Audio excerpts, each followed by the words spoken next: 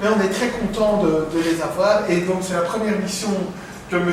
Teller, qui est directeur technique de Tibi, fait en Algérie. Et c'est également la première mission que M. Mans, qui est responsable du service collecte, fait également en Algérie. On a déjà eu des missions de nos amis du service communication de Charleroi, hein, pour rappeler Françoise Ardenois et Pierrine Mécène. Et c'est certainement une grande qualité des gens de l'intercommunal de Charleroi, non seulement de venir ici en Algérie, mais ils ont vraiment un souci de travailler avec les gens sur le terrain.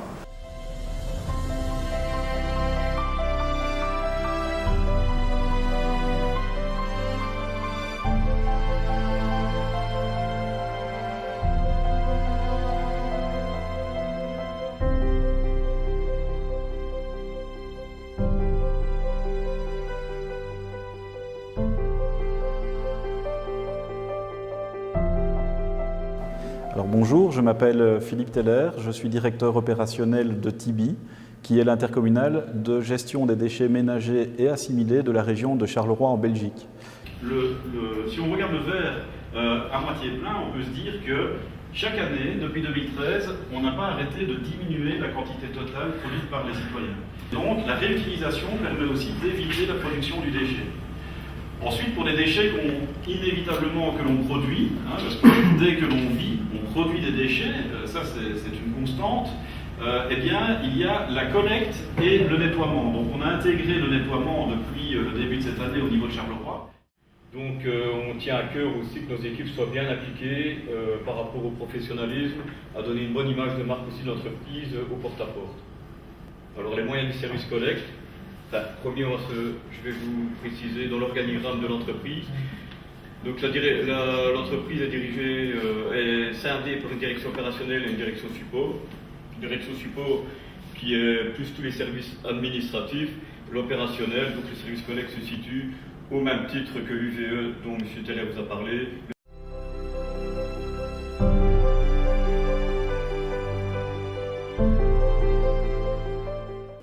Même si dans le règlement de travail, il est bien stipulé que ça ne peut pas servir pour entamer une mesure disciplinaire, bon, ben, il faut impliquer le chauffeur et voilà. Il n'avait rien à faire là, on ne va pas fermer les yeux, on va interroger le chauffeur. À partir du moment où on observe le comportement d'un travailleur dans le cadre de son travail, ça relève de la commission de la vie privée. C'est la même chose quand on installe des caméras sur les recyparcs. Et donc on doit définir le cadre dans lequel on utilise cette géolocalisation. Donc ça leur permet maintenant de suivre le conducteur. Par moment, les conducteurs ne savaient pas qu'il y avait des puces, donc que leur camion était suivi. Et donc bon, ils se permettaient des évasions. Et là maintenant, ce n'est plus le cas. Ici, on répond, monsieur, nous avons la géolocalisation, nous vérifions en direct, nous voyons que le camion est passé à 9h11 dans votre rue. Ah, c'est peut-être que j'ai pas mis mon sac à temps, etc. Au revoir, merci monsieur. De gérer et de traiter les réclamations des citoyens, quelle est l'opportunité de ce système en dehors du contrôle? C'est rien, mais tu vérifies qu'il a vite été, il s'arrêtait un peu, il est reparti, et il a fait juste une mini-collecte ici, pour repartir là, mais quand on regarde, il n'y a quasi aucune habitation ici, il passe 2 fois là, il va au CET.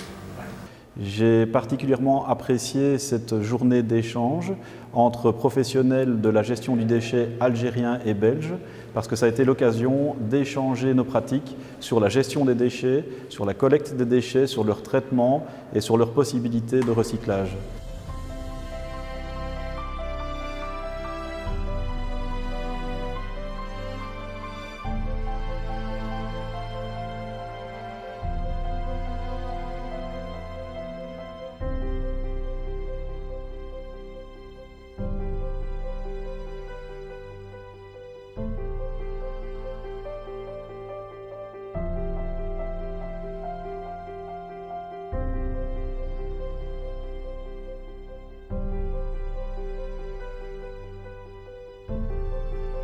Au moins, il y a cet échange, il y a ce dialogue entre votre connaissance du terrain et notre connaissance d'une autre réalité. Ben voilà, vous avez eu ce matin toute une série de propositions sur la table. Y a-t-il parmi celles-là quelque chose qui vous intéresse plus particulièrement ou pas? C'est une chaîne à plusieurs maillons qui commence de la sensibilisation du citoyen, de la sanction, à la formation des agents de collecte. Est-ce que ça va résoudre le problème? Oui, c'est sûr. Un problème financier, d'ordre financier. Si vous n'investissez pas régulièrement dans une flotte, à un moment ou l'autre, vous avez des problèmes. Et donc, il vaut mieux investir régulièrement plutôt que de tirer la sonnette d'alarme pendant des années. Et par exemple, nous, à Mostaganem, la commune est partagée sur 14 secteurs. Et avec notre épique de collecte, épique Mostapro, donc on travaille avec des sous-traitants. C'est des entreprises privées qui travaillent avec nous. Et donc, on a chaque camion est affecté à un secteur.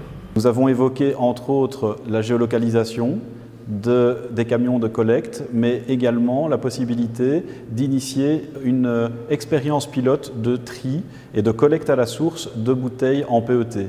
Et donc ça, c'est un projet qui pourrait vraiment donner de bons résultats en commençant par de petites zones pilotes et ensuite en étendant progressivement la collecte à différentes zones et en ayant une masse critique suffisante que pour pouvoir valoriser ces bouteilles en PET qui seraient collectées directement, sélectivement à la source. Je viens participer à cet atelier d'échange et de réflexion sur la collecte des déchets ménagers assimilés. J'ai beaucoup apprécié cette initiative dans le sens où il y a eu quand même un échange entre la partie belge des professionnels du métier, c'est-à-dire de la collecte, et les professionnels algériens, notamment des 3 wilayas, Mascara, Blabès et Mostaganem. Ce que j'ai retenu, c'est vrai que l'introduction de la géolocalisation n'est pas nouvelle en Algérie, c'est-à-dire qu'il y a eu quand même d'autres expériences, mais je pense qu'au niveau de ces wilayas, ça reste quand même une expérience pilote qui permet d'optimiser la collecte des déchets, mais aussi d'assurer le suivi, l'évaluation et puis éventuellement l'optimisation de ces activités. اليوم كانت لنا الفرصة أننا شفنا عملية جمع ونقل النفايات المنزلية وتسييرها بصفة عامة من طرف الانتركومينال ولا المؤسسة ما بين البلديات تاع المقاطعة والون. الورشة هذه اللي حضرناها اليوم اللي هي تبين لنا باش السيستم تاعهم اللي خدموا به في لا بلجيك على جمع النفايات ولو تري تاع لي ديشي ميناجير تو. نتمنى ان شاء الله باش يكون محقق هذا البروجي هذا في الجزائر. نشكر الجماعه اللي جاونا بهذا الموضوع حول كيفيه جمع النفايات، بحيث الموضوع في مجموعه او بخلاصه القول هناك استفاده وافاده، بحيث سنتطرق إلى عملية تجسيد بما جاءوا به.